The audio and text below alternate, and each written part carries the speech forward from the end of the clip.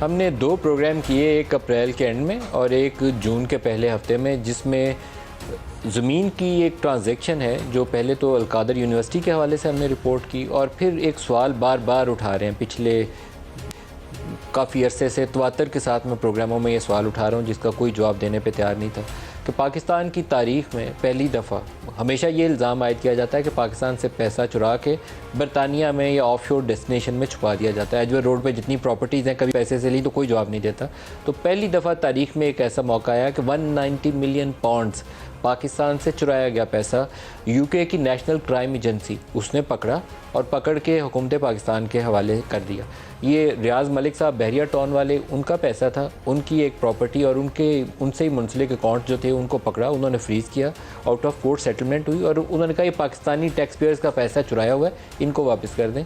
पाकिस्तान वो पैसा आया और पाकिस्तान पैसा वापस आने के बाद सुप्रीम कोर्ट के अंदर उनका बहरिया टाउन कराची के हवाले से एक केस चल रहा था जिसमें सुप्रीम कोर्ट ने 460 अरब की एक डिग्री पास की हुई थी। वो वहाँ पे सेटलमेंट में, इंस्टॉलमेंट में वो पैसे पे करने थे, वो पैसा आया और वो वहाँ पे जाके पे कर दिया गया।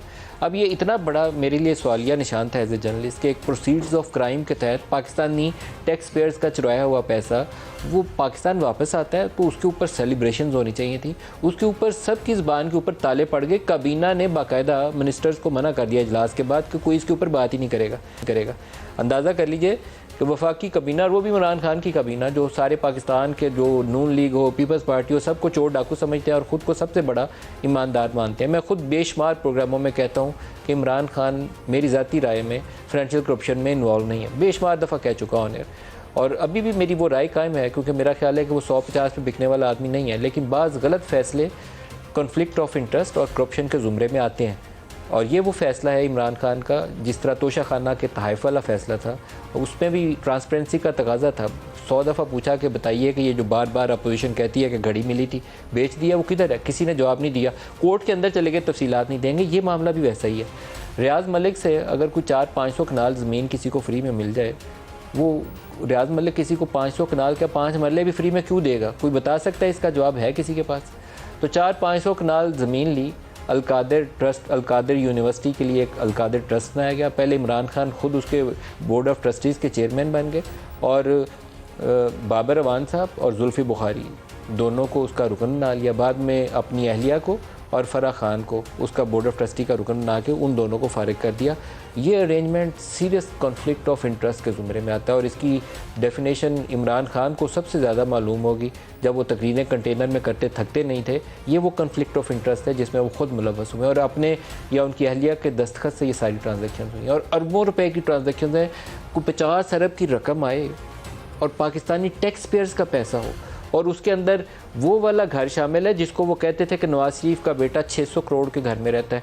वो अगर मेहनत की जाए तो कम से कम धरने के दिनों में ये 50-60 दफ़ा इमरान खान का जुमला मिलेगा कि इमरान खान का वो उसका नवाज शरीफ का बेटा लंदन में 600 करोड़ के घर में रहता है। वही 600 करोड़ वाला घर था जो उन्होंने पकड़ लिया कि ये रियाज मलिक साहब के पास ये जो घर है, ये 1 हाइड पार्क, ये हुकूमत पाकिस्तान की प्रॉपर्टी है। पाकिस्तानी टैक्स पेयर्स के पैसों से चुराया हुआ ये जायदाद है जो ख़रीदी गई है, इसको बेचें और हुकूमत पाकिस्तान को दें ताकि पाकिस्तान के साथ इंसाफ हो जाए।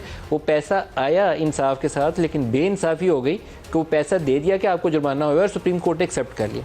मैंने ये सवाल उठाया 6 जून को परहैप्स कि ये इसके ऊपर सवाल का जवाब देना पड़ेगा, सुप्रीम कोर्ट को भी पूछना पड़ेगा, हमारे इदारों को भी पूछना पड़ेगा कि पाकिस्तान का पैसा था, ये कैसे चोरी किया जा सकता है और ज़ुबानबंदी की जा सकती है। तो इसके ऊपर मुझे पैमरा ने नोटिस सर्व किया हुआ है। हमारी ऑर्गेनाइजेशन जो है समा टीवी इसके ऊपर जवाब भर के पेशी भुगतेगा अपनी, क्योंकि हमने ये सवाल रखा कि बताइए वो काबीना की दस्तावेज़ात जिसको सील कर दिया गया था किस कानून के तहत, पैसा आया था तो उसको दे दिया गया एक इंडिविजुअल को किस कानून के तहत।